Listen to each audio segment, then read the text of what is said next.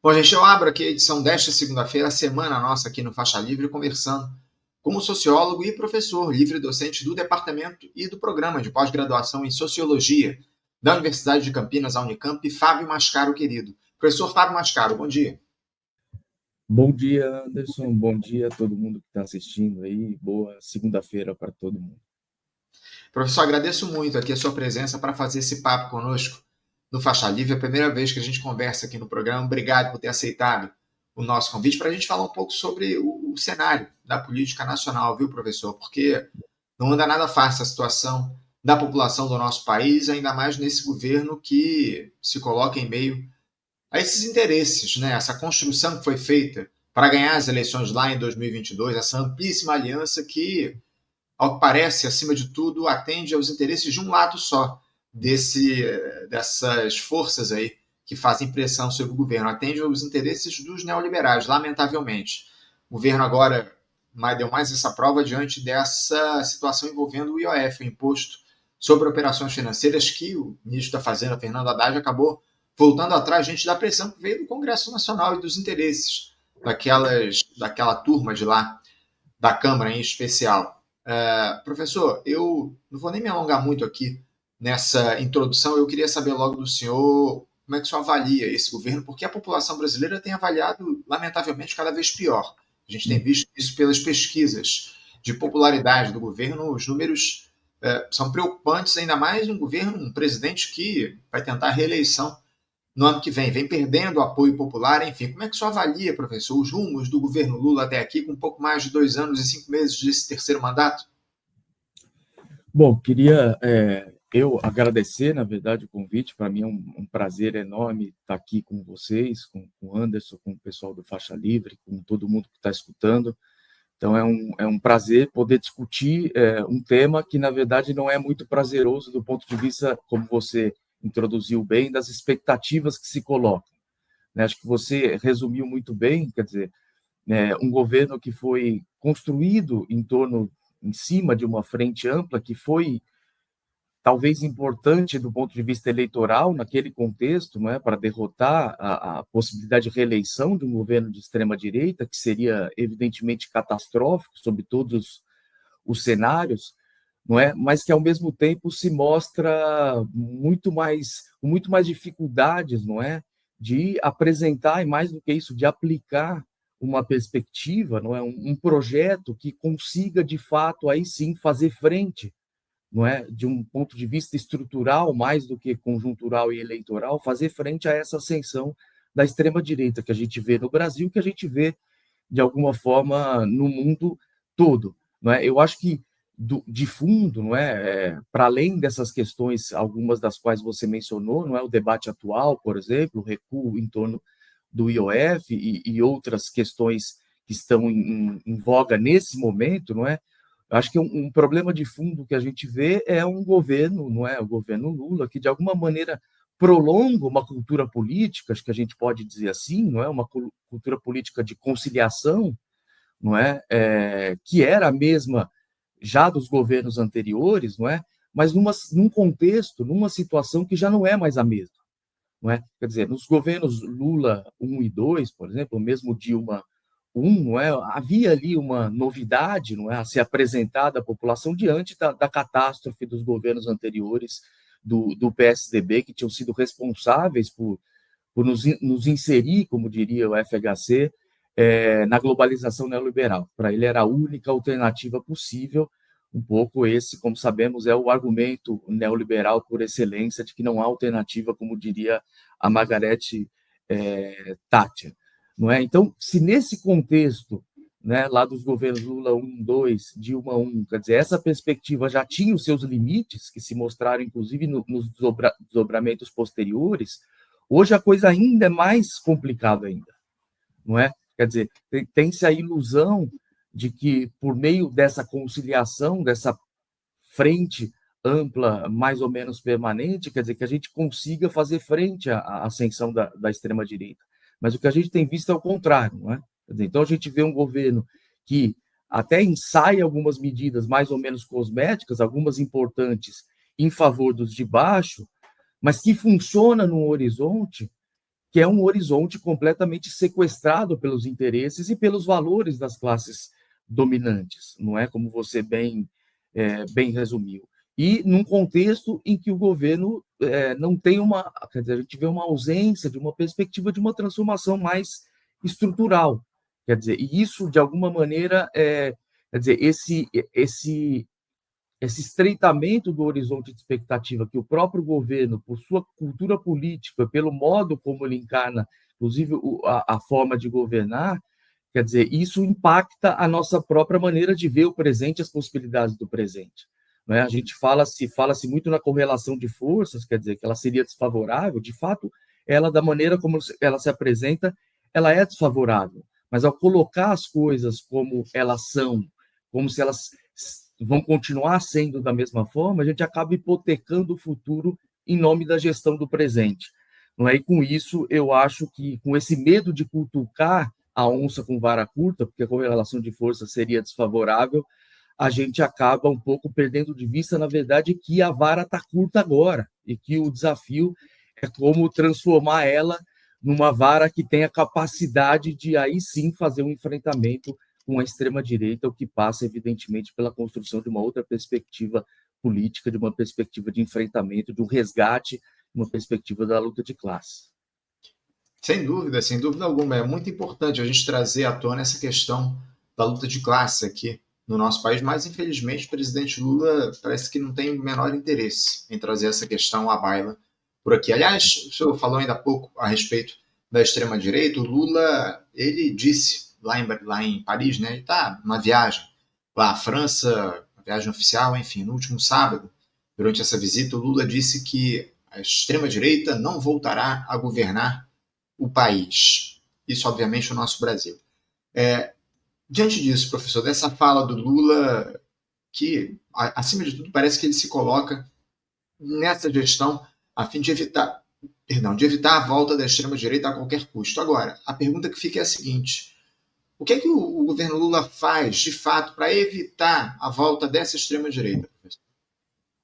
Essa é uma pergunta muito importante, ao mesmo tempo complexa, não é? Porque, como eu disse, quer dizer, há a perspectiva de que a volta ou impedir a volta da extrema-direita, não é? Passa, de alguma maneira, por compor com setores, digamos, democráticos da sociedade brasileira que teria algum interesse em barrar a ascensão do fascismo ou de medidas de governos antidemocráticos, não é?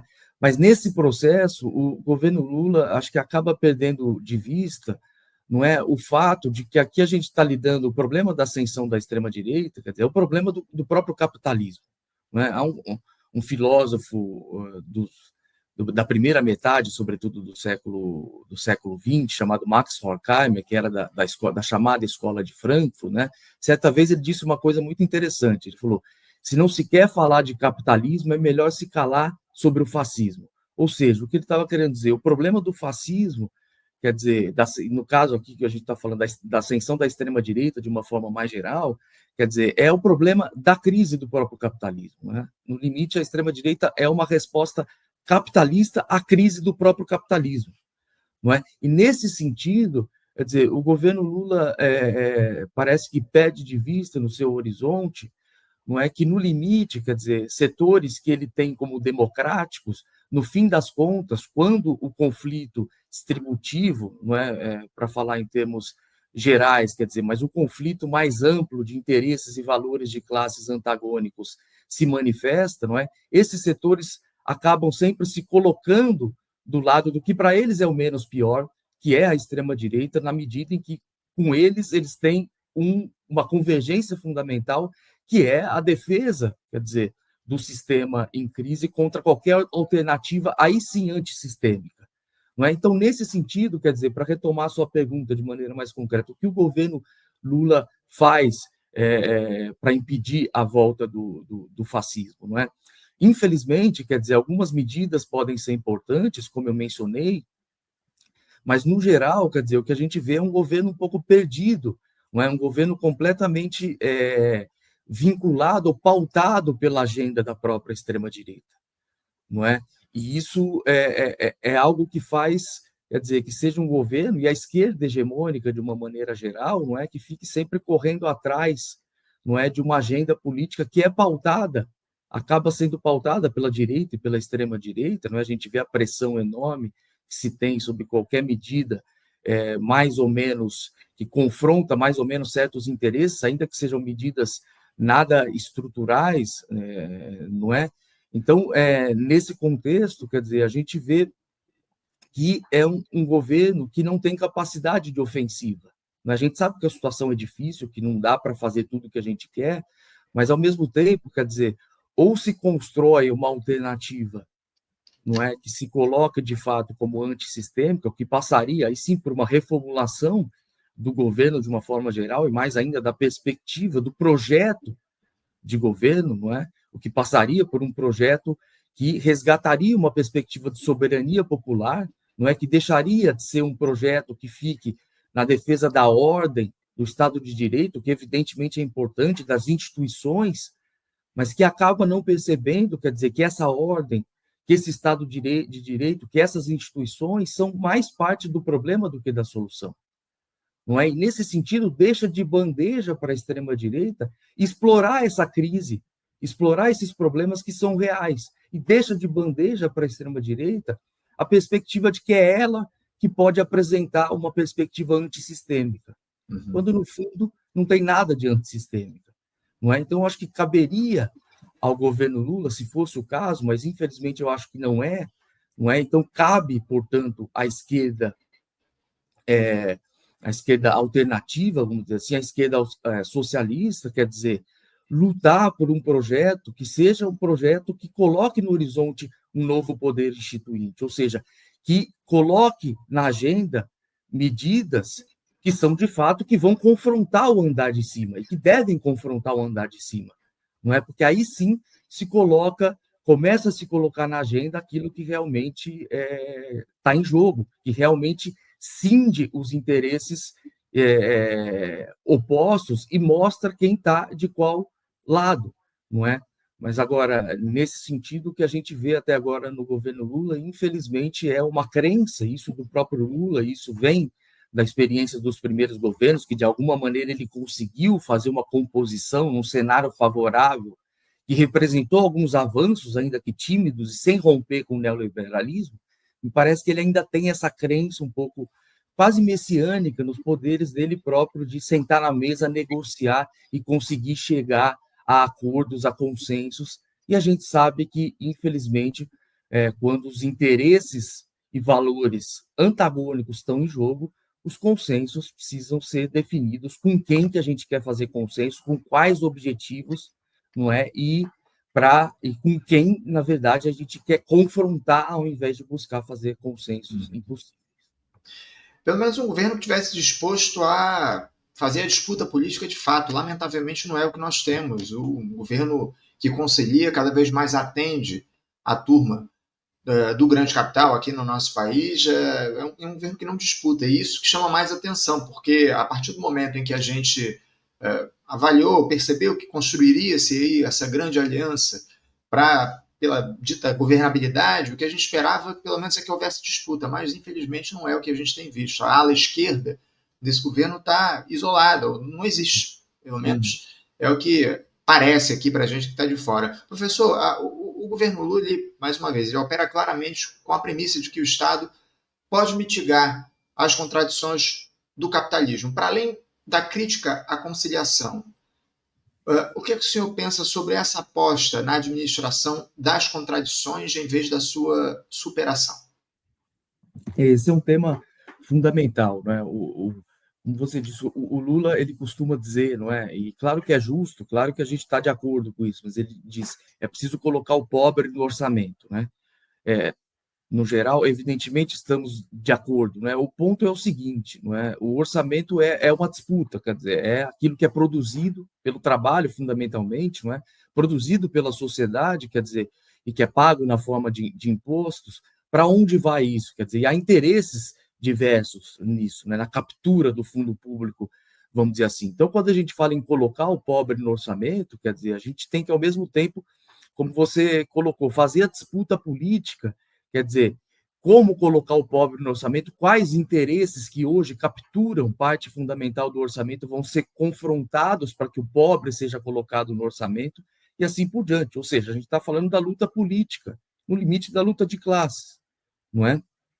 Então, isso evidentemente toca na sua questão, porque com essa perspectiva, o que me parece, não é, eu acho que um sociólogo que faleceu há alguns anos, o Francisco de Oliveira, tinha razão quando ele dizia que lá nos primeiros governos, que era um governo muito mais preocupado em administrar a pobreza do que em transformar a pobreza em classe, ou seja, transformar a pobreza em política, em uma política de classe, transformar os pobres em agente, não é não só colocar os pobres no orçamento, mas que os pobres sejam agente da luta política, não é da disputa pelo orçamento no primeiro momento, mas mais do que isso, não é? Na disputa pelas formas de se produzir, pelas formas de se distribuir o que é produzido e pelas formas de se viver em sociedade.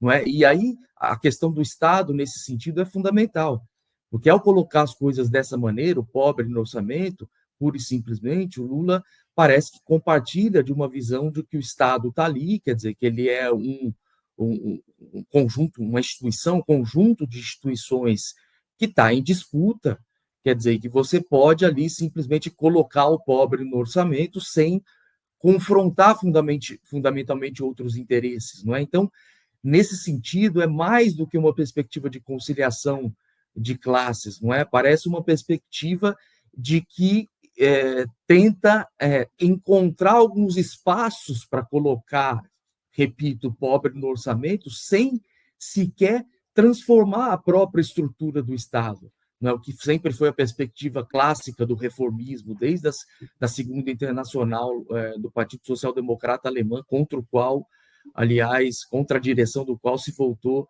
muito brilhantemente a Rosa Luxemburgo. Já, então, quer dizer, nem isso que está em questão.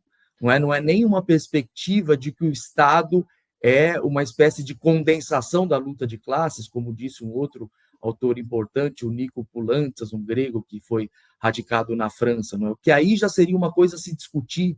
Será que o Estado é mesmo uma condensação da luta de classes?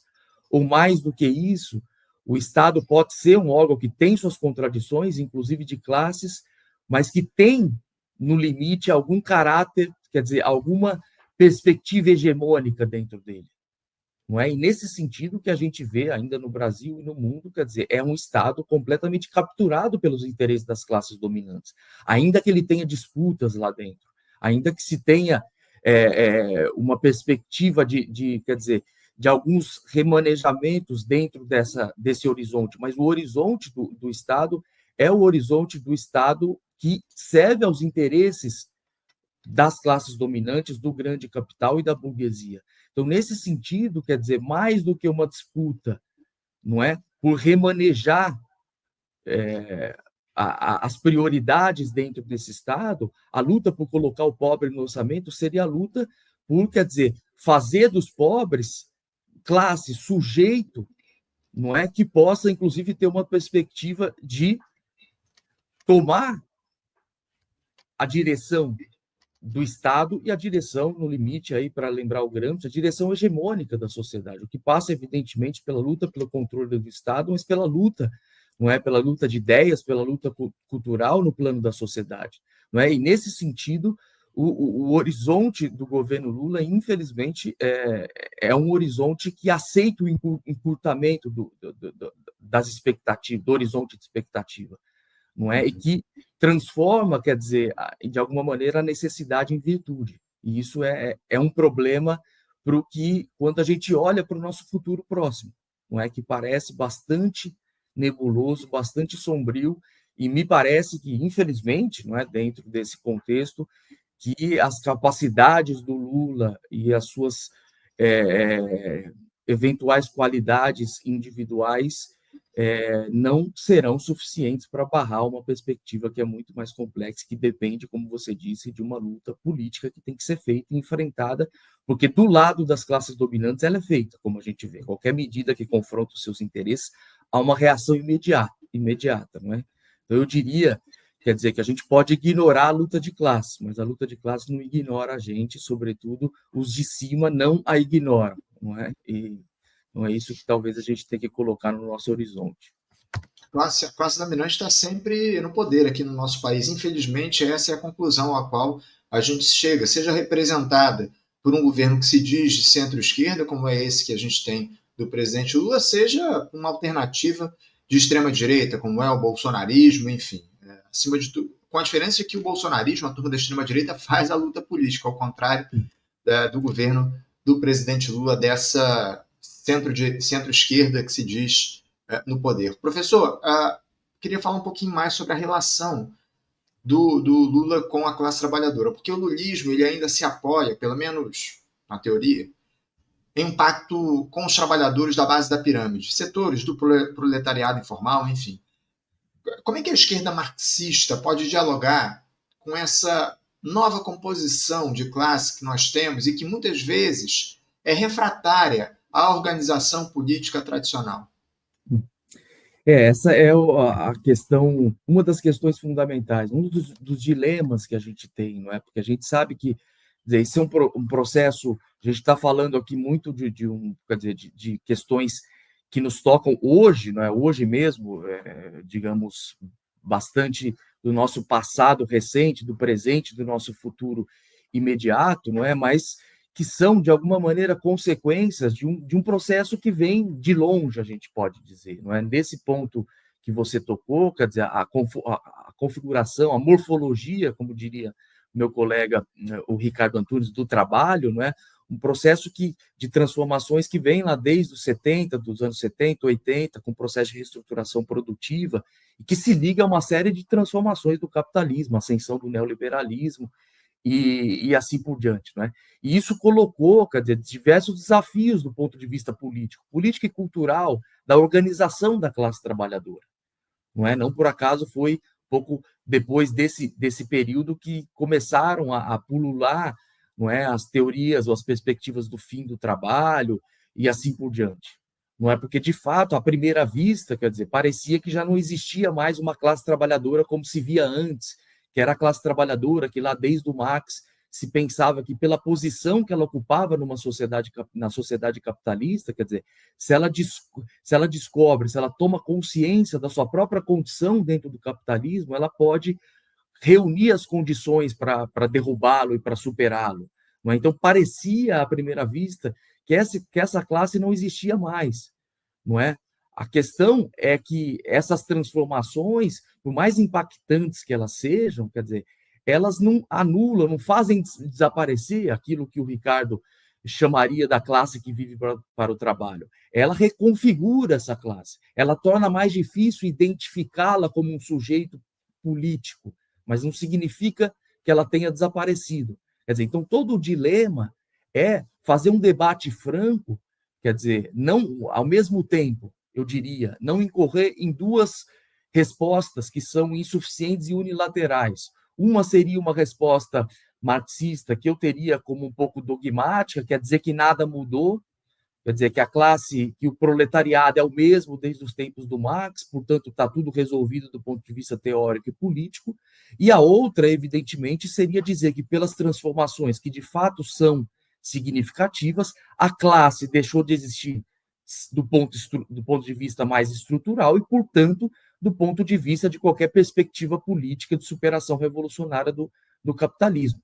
Me parece que é preciso reconhecer que houve transformações importantes, mas, ao mesmo tempo, demonstrar, e é isso que faz o Ricardo Antunes, eu peço perdão por me amparar nele, mas me parece que ele é, talvez, o intelectual e militante que mais leva adiante essa discussão, ao menos do ponto de vista teórico, mas também político, não é? Mas reconhecer que essas transformações, portanto, são importantes, mas que elas não anulam, quer dizer, a existência dessa classe que vive para o trabalho, tanto do ponto de vista estrutural, digamos assim, quanto do ponto de vista de uma classe que ainda pode se organizar politicamente e ter um projeto político hegemônico alternativo em relação ao capitalismo, não é? Então, o dilema que nós temos, não é? Algumas análises do lulismo, por exemplo, como a do André Sinja, que é uma análise muito competente, não é? Mas, ao mesmo tempo, evidentemente, que eu discordo de algumas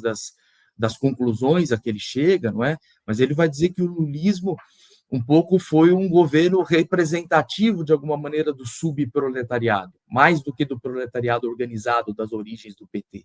E como esse subproletariado, que está na informalidade, tende a ser mais conservador, porque ele está numa situação de maior vulnerabilidade, então ele tende a ser contra as greves, alguma estabilidade inflacionária, e tende a querer, em tese, um líder mais forte, não é? É daí que houve, digamos assim, o giro desenvolvimentista, por assim dizer, na visão do André, do governo Lula, não é? De alguma maneira, o argumento dele faz sentido, mas, ao mesmo tempo, aí que está o problema. Quer dizer, está o problema no sentido de que, portanto, foi um governo que abdicou de buscar uma unidade dessa classe que vive para o trabalho. Uma unidade tanto do trabalhador formal precário, que não deixa de ser precário por ser formal, quanto do trabalhador informal, do que o Paul Singer, o pai do André, chamava do subproletariado, que a gente pode chamar do precariado, quer dizer, aqui nesse sentido a gente pode discutir qual é o melhor termo, mas quer dizer, a unidade no sentido de que sejam aqueles que estão nessa informalidade que hoje aparece em muitos casos, e é um desafio como o empreendedorismo e assim por diante, seja o trabalhador formal. Quer dizer, apesar das diferenças, eles têm e podem ter interesses convergentes.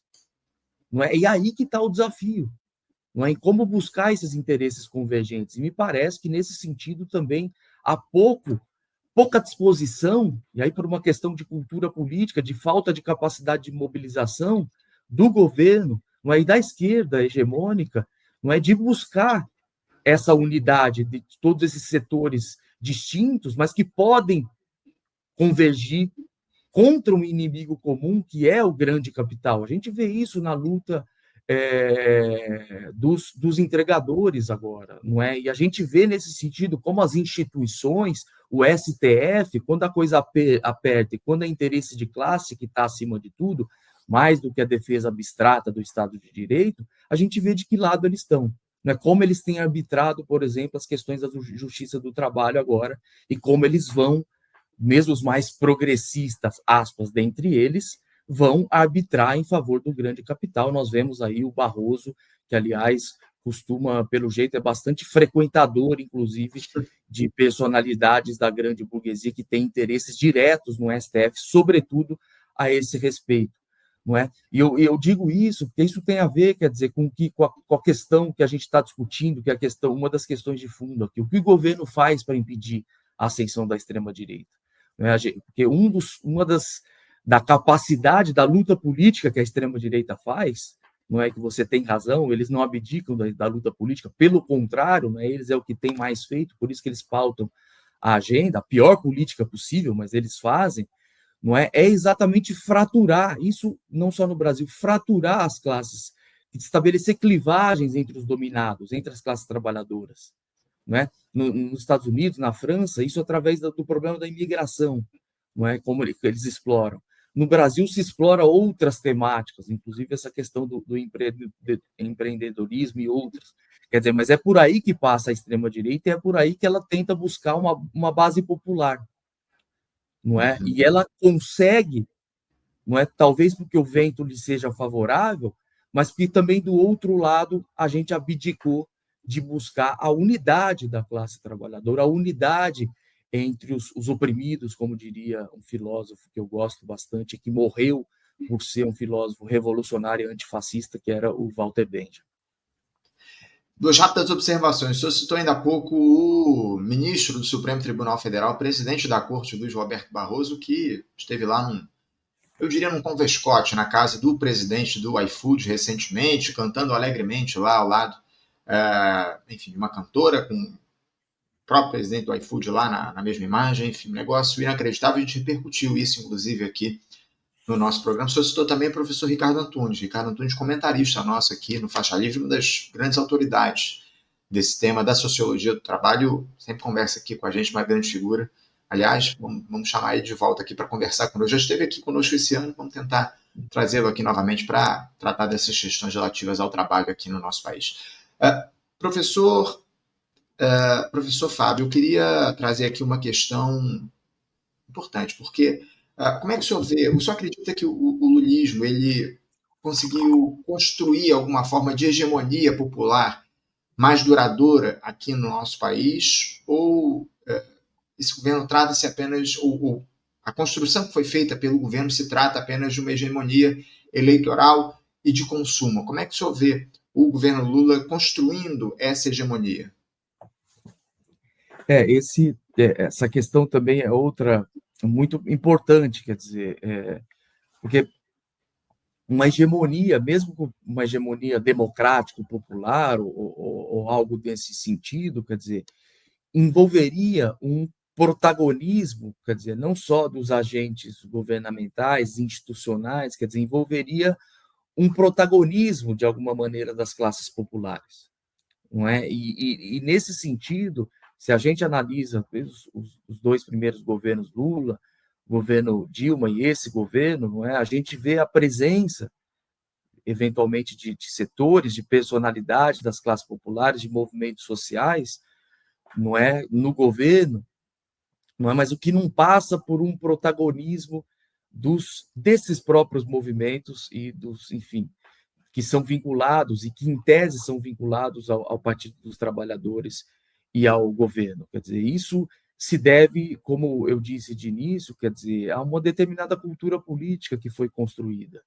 Quer dizer, uma cultura política que desde lá dos primeiros governos, quer dizer, abdicou, a gente pode dizer assim, não é, dessa construção, dessa luta hegemônica, dessa luta por construir uma hegemonia alternativa, pensando aqui junto com o Gramsci, quer dizer, e a luta por construir uma hegemonia alternativa, como eu disse, passaria pelo protagonismo direto, não só no plano do Estado, mas no plano da sociedade, na luta política e cultural dos setores que, em tese, seriam a base de apoio do governo, de um governo de esquerda. Não é? Não foi isso que foi feito. De alguma maneira, como você disse, não é? O Lula sai do segundo governo com 80% de aprovação. De alguma maneira, a gente pode dizer que ele constrói uma espécie de hegemonia no sentido mais frágil do termo, não é? Mas é uma hegemonia que, como você disse, garante vitórias eleitorais, como garantiu a própria Dilma,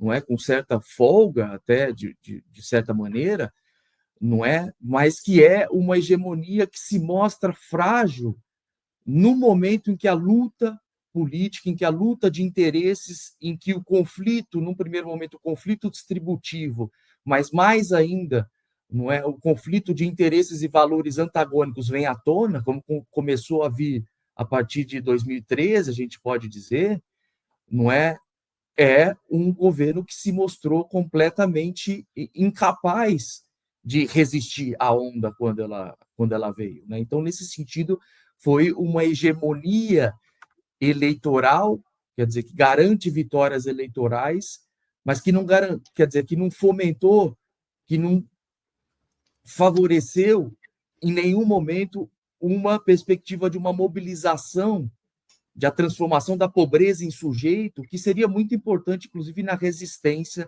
aos processos que a gente viu depois de 2013, mas, sobretudo, que em 2013 a coisa ainda não estava definida, que seria do jeito que foi, não é?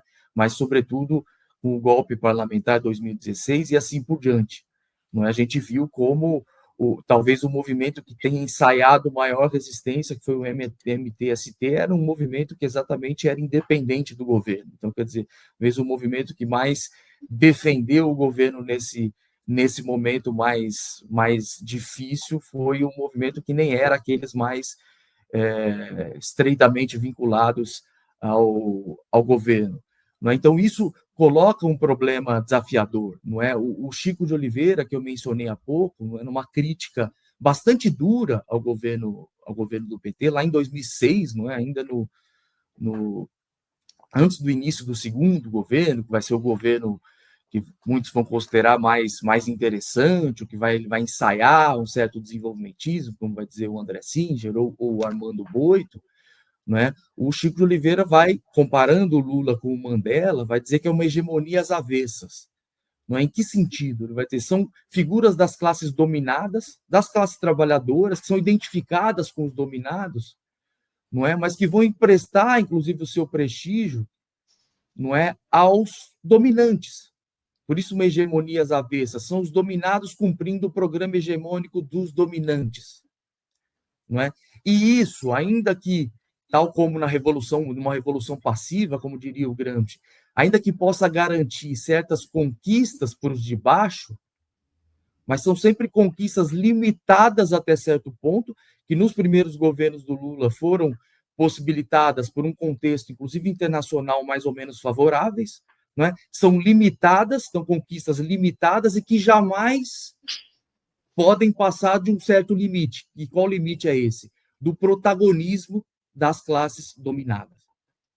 Quer dizer, então, no limite é uma hegemonia às avessas, porque é uma hegemonia controlada por uma figura, por figuras dos de baixo, mas que jamais coloca os de baixo enquanto classe como protagonista da luta política e que, no fim das contas, acaba cumprindo, ainda com certos reparos, ainda que não de forma tão dura, tão puro sangue como seria um governo diretamente representativo da burguesia, né, mas acaba cumprindo no geral, ou pelo menos não rompendo com a hegemonia político-cultural do capitalismo neoliberal. Uhum. Eu já entendo esse governo como um governo, de fato, representante dos interesses, acima de tudo, da alta burguesia. Eu não vejo, acima de tudo, Fernando Haddad, ele vem se mostrando cada vez mais essa figura, conecta o governo com a alta burguesia. Aqui no nosso país, ele tá voltado unicamente a fazer essa conexão entre um governo que se diz popular, que se diz de centro-esquerda, e a alta burguesia. Lamentavelmente é o que a gente tem visto. Professor, eu queria falar um pouco sobre política externa, porque o presidente Lula, ainda há pouco ele esteve lá na França, está na França, né, ao longo desses últimos dias, numa visita oficial ao país, foi homenageado, inclusive lá, pelo governo francês, assinou alguns acordos com Emmanuel Macron, investimentos no país na casa aí dos 100 bilhões de reais até 2030, enfim. Agora, eu queria saber do senhor o seguinte: a política externa do Lula tenta combinar diplomacia sul-sul e acordos com grandes potências. Isso representa uma contradição ou é uma forma possível de se fazer o enfrentamento do imperialismo no século XXI, professor? Em geral, não é, a gente via lá também nos primeiros governos do PT, não é, um pouco o Lula ensaiava de colocar, de conferir à política externa os seus, digamos, a sua perspectiva um pouco mais à esquerda, vamos dizer assim, né? Sempre se teve essa perspectiva de que na política externa era um governo mais que tinha uma política externa mais independente e assim por diante. De fato, quer dizer, essas coisas são relacionais, não é?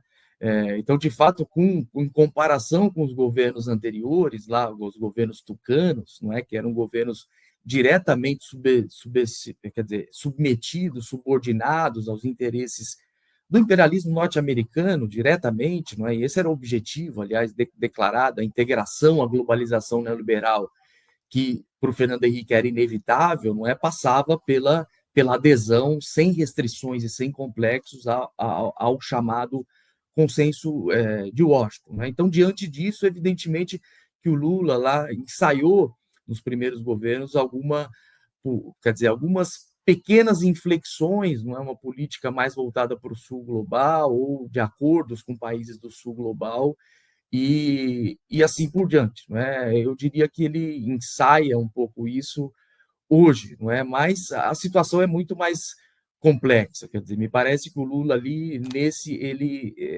nesse quesito, quer dizer, nessa seara ele dá vários passos ambíguos, quer dizer, muitas vezes acho que ele tem tido uma postura interessante agora, acho que é uma postura interessante em dizer, mesmo lá na França, em repetir que o que acontece em Gaza é um genocídio, quer dizer, acho que isso é importante que se diga, não é, que um presidente como o Lula, que tem esse prestígio internacional, não é, a gente pode dizer, a gente tem visto isso em Paris, não é, seja lá qual o significado desse prestígio, que ele diga isso, não é, muitas vezes ele toma algumas posições também que de alguma forma não seriam posições de um governo diretamente vinculado aos interesses do imperialismo norte-americano, por exemplo, não é? Mas são posições muitas vezes ambíguas, não é? Seja em relação à guerra na Ucrânia, não é? Em relação à Palestina, ao menos ele teve agora, está dizendo já há algum tempo, sem ambiguidades, o que tem se passado, não é? Mas aí eu acho que uma questão fundamental dessa história, quer dizer, que a política externa não está desvinculada da política interna, não é? Quer dizer, uma de alguma maneira sobredetermina a outra, não é? Então, um governo que, como você disse, quer dizer, no fundamental a gente pode discutir, acho que o Chico de Oliveira, quando dizia uma hegemonia às avessas, no sentido exatamente de que é um governo que emprestava um prestígio, quer dizer, de alguém vindo da esquerda, de um líder operário, não é? Mas para atender aos interesses hegemônicos da alta burguesia, não é? E aí seja a burguesia mais vinculada aos interesses externos, seja o que o Armando Boito vai chamar, do meu ponto de vista, de uma maneira bastante questionável, de burguesia interna. Quer dizer, o Chico de Oliveira vai dizer, então, é mais uma figura da esquerda emprestando o seu prestígio para fazer um governo que, no plano fundamental, sobretudo no plano econômico, não seria muito diferente de um governo da direita. Aliás, essa é a tragédia um pouco da esquerda, desde pelo menos dos anos 80, 90, não é? O chamado neoliberalismo progressista depois, e que vai abrir uma avenida para a ascensão da extrema-direita, não é? Então, essa política interna, quer dizer, vamos dizer assim, não está desvinculada. É difícil você defender uma política externa independente, assim por diante, para além do discurso, não é? Se internamente você está atendendo aos interesses daqueles que interno e externamente, quer dizer, concorrem, contribuem para a manutenção da geopolítica global tal como ela existe, não é? Com as suas contradições, com seus dilemas, com as suas lutas. Não é? Então, acho que esse é um pouco o limite do discurso da política externa do Lula também. Como defender uma política externa que se coloque do ponto de vista não só de países determinados que são identificados com países que se opõem ou que batem de frente em alguns momentos com os Estados Unidos, mas, sobretudo, que se coloca de uma perspectiva das classes trabalhadoras e dominadas do ponto de vista internacional. Não é? Acho que isso implica numa articulação, inclusive, do problema nacional com uma perspectiva internacionalista, não é? De tentar entender também quais políticas externas favorecem não o tal país em contraposição aos Estados Unidos, mas favorecem as classes trabalhadoras, as classes dominadas globalmente falando. Acho que esse é um desafio também que se coloca para pensar uma política que se coloque como alternativa ao capitalismo e, portanto, como alternativa a um contexto que, da forma como está, favorece a ascensão da extrema-direita. O presidente Lula que se apresenta em fóruns internacionais, infelizmente, não é o mesmo Lula que governa o Brasil. É o que a gente vê a partir dos discursos do presidente da República, essa situação agora, esse discurso lá na França, dizendo que a extrema-direita nunca mais vai voltar a governar o país. Eu, sinceramente, tenho dúvidas enormes em relação a isso diante dos rumos que esse governo tem tomado. Eu costumo dizer aqui no programa que o próprio governo Lula tem pavimentado o caminho para o retorno da extrema-direita ao poder por aqui, lamentavelmente. Professor, essa lógica de operar do presidente Lula tem efeitos sobre a subjetividade das massas? Como é que o senhor avalia o modo como esse projeto político molda desejos, afetos e esperanças dentro da lógica do capital? Não, sem dúvida, quer dizer, porque quer dizer, uma figura, o Lula é um pouco, são figuras, é como a gente pensa no caso francês, o François Hollande, é um personagem do Partido Socialista que fez um governo que a gente poderia chamar de social-liberal, ainda sendo um pouco condescendente com ele, não é? Mas era uma figura do Partido Socialista identificada à esquerda.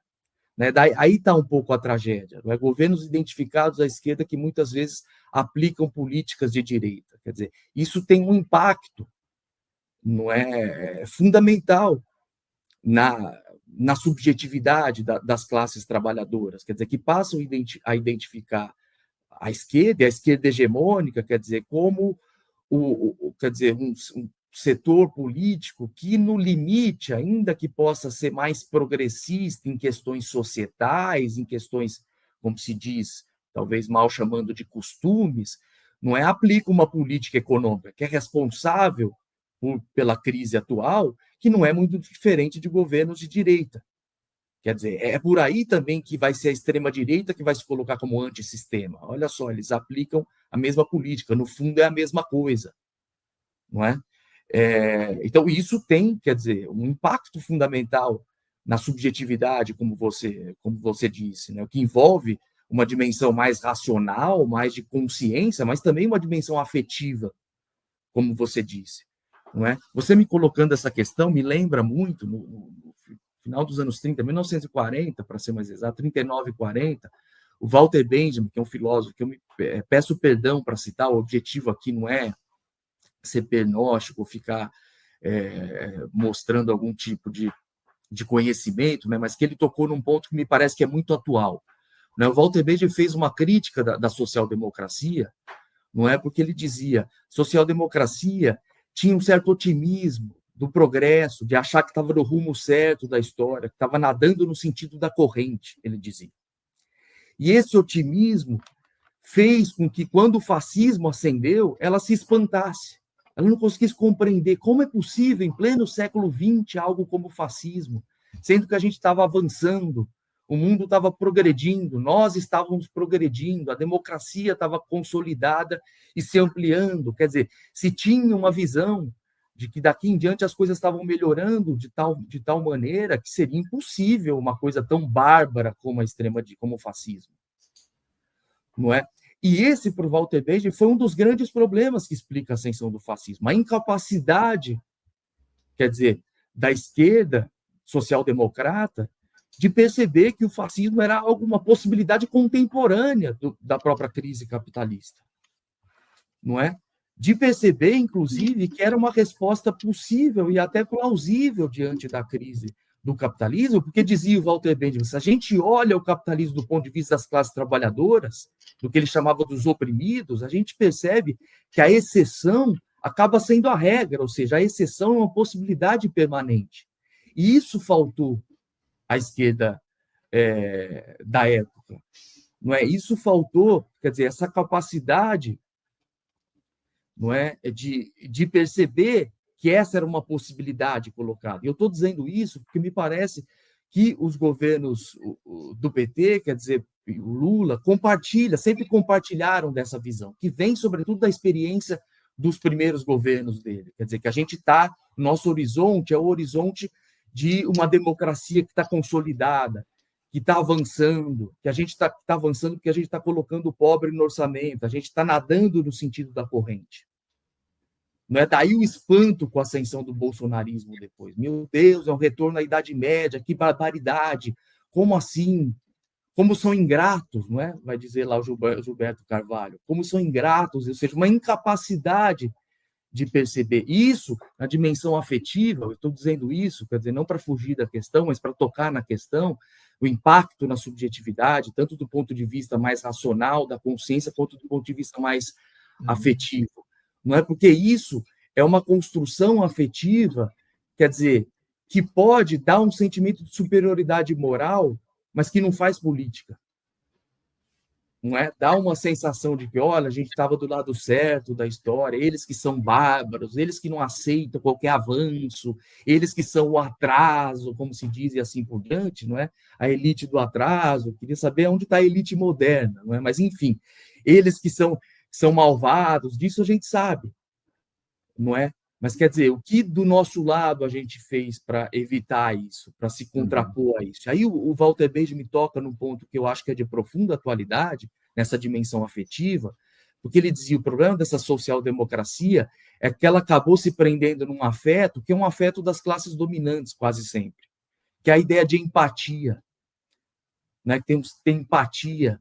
O Walter Benjamin vai dizer, nada contra a empatia, evidentemente. Claro que a gente tem que ter empatia, mas ele dizia, a empatia muitas vezes é um afeto conformista, é um afeto que não mobiliza. Ele vai dizer, o problema da social-democracia é que ela ficou nessa empatia em meio a esse suposto progresso inevitável e que ela perdeu um afeto que é fundamental na luta contra o capitalismo, que é o ódio de classe. E aqui o Walter Benjamin toca num ponto que é fundamental, porque hoje em dia a gente se coloca muito contra os discursos de ódio e assim por diante, quer dizer, mas o problema é o seguinte, quer dizer, há como não odiar a burguesia brasileira, por exemplo, que é uma burguesia que o país está com déficit de um e pouco do PIB, e ela fala como se estivéssemos numa catástrofe fiscal. Só para lembrar, a França, por exemplo, que não está aí vivendo com todos os seus problemas, mas não tem essa chantagem permanente, faz 50 anos que a França vive em déficit. 50. E está lá. Não tem ataque fiscal, consegue emprestar dinheiro sem nenhum problema. Quer dizer, e veja o que a gente vê no Brasil com pequenas coisinhas, como há essa reação completamente desproporcional. Quer dizer, isso mostra o caráter da classe dominante brasileira. Uhum. Ao invés do Lula ficar lamentando porque vocês reclamam, ganharam tanto dinheiro nos meus governos, não é?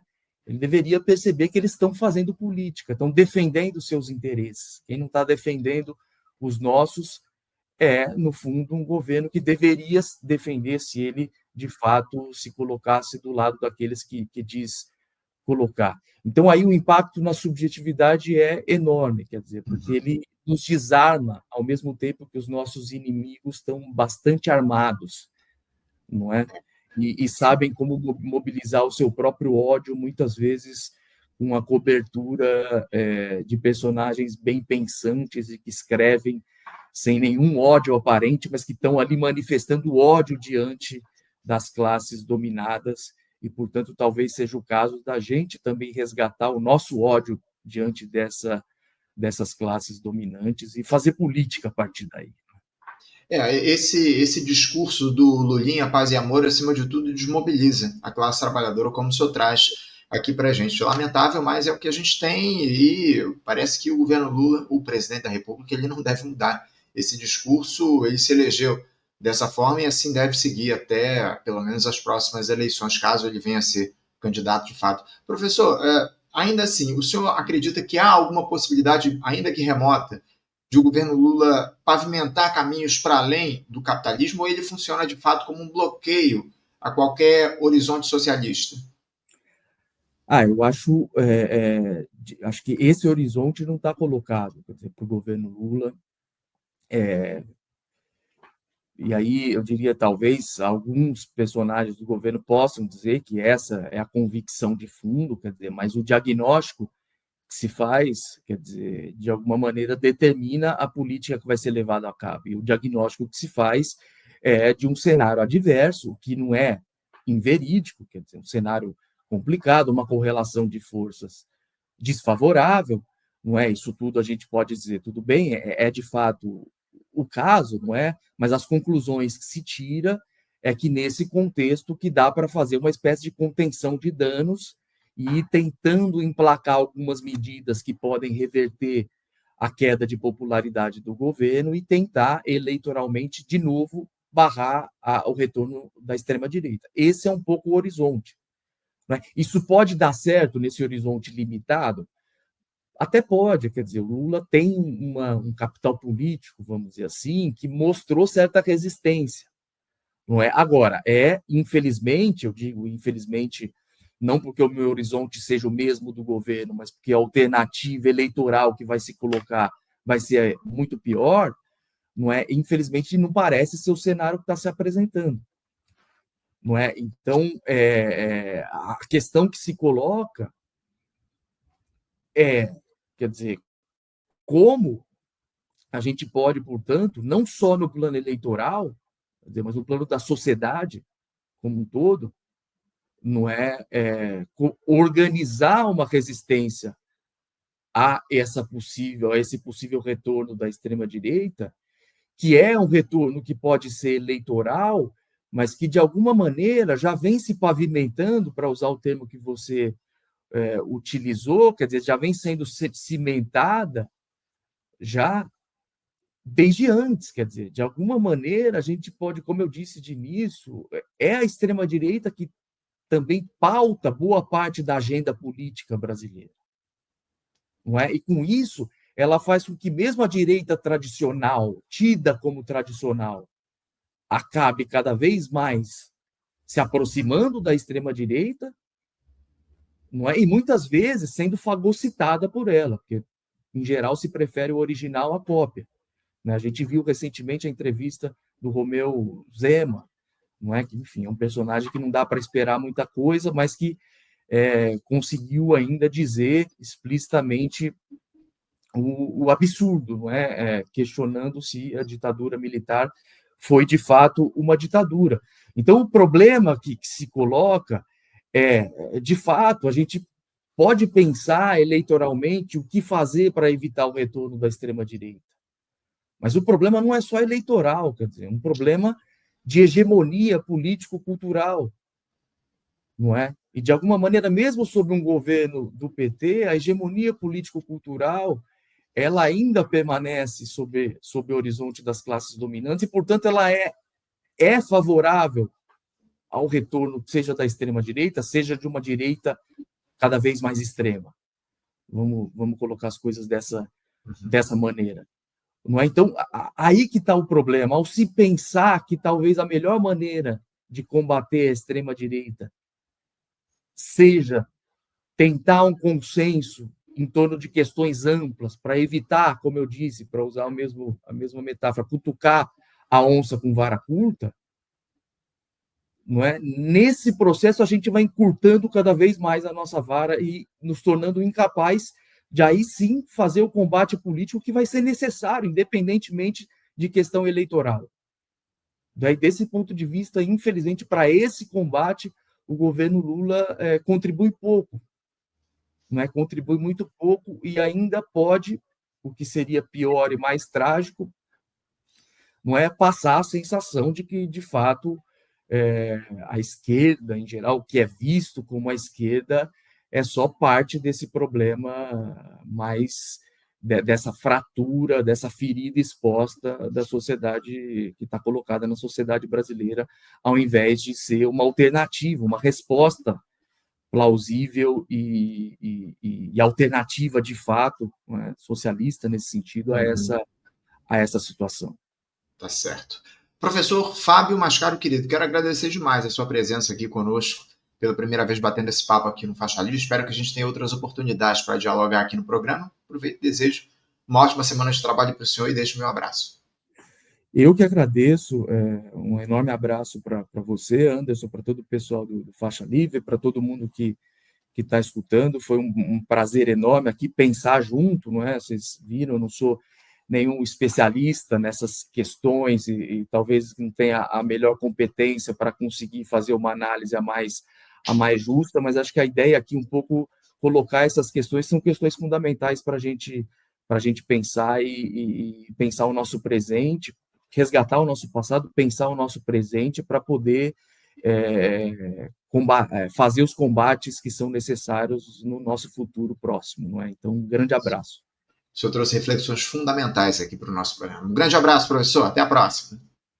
Até a próxima. Estamos aqui com Fábio Mascaro, querido. Fábio Mascaro, querido, que é sociólogo e professor, livre-docente do Departamento e do Programa de Pós-Graduação em Sociologia da Universidade de Campinas, a Unicamp, dialogando conosco sobre o momento político que o país atravessa, enfim, as dificuldades que o governo Lula tem aí para se impor. Na verdade, eu não diria nem dificuldade, eu diria desejo que o governo Lula tem aí de conciliar com a classe dominante do nosso país. É o que está colocado, infelizmente.